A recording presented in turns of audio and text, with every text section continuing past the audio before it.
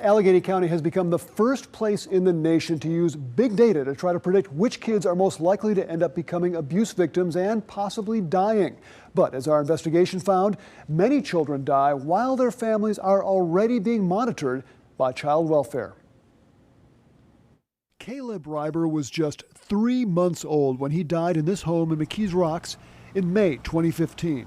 His parents, Thomas Reiber and Melinda Giacone, were convicted of endangering the welfare of children.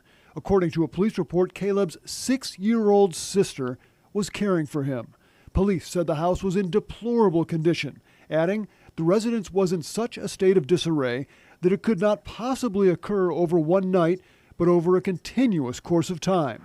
But just 5 days before Caleb died, an Allegheny County CYF worker was at the home, according to a review of Caleb's death. Is that not something that would have been seen at the time that the worker was there just 5 days earlier? The worker saw a deplorable condition. The worker would have removed those children. The death review report found other missed opportunities. Just 1 day before Caleb died, police were called about his parents twice. The first call, a disturbance between Reiber, Giacone, and a neighbor. The second call, a report that Caleb's parents were acting strangely at a nearby ice cream shop. Officers discussed calling CYF, but they never did. The next day, Caleb was dead. This was over the weekend that they were dealing with the family, and they figured they'd wait till Monday. Well, you need to call it in right away. Action News Investigates tried to talk to McKees Rocks police, but they did not respond.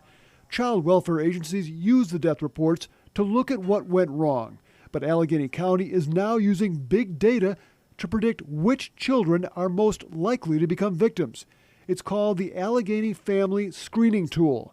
The higher the score, the greater the likelihood for a future problem such as abuse. You don't remove the child because of the high score, but it dictates that you go lay eyes on this child, that you do an investigation, that you see what's going on. Dr. Rachel Berger of the Child Advocacy Center at Children's Hospital says there are red flags that can raise the score. Young children, for example, with injuries, so under a year of age, children who are reported for physical abuse.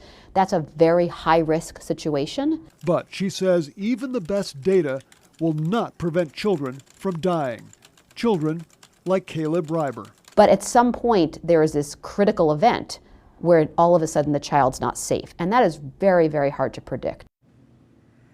We are going to keep following the story, looking into other questionable child deaths and also looking for answers. Any examples of some of these screening tools that you're talking about here? Well, yeah, Allegheny County CYF did give me an example. They told me about a 16-year-old boy who had behavioral issues, uses drugs, fights with his parents, occasionally runs away.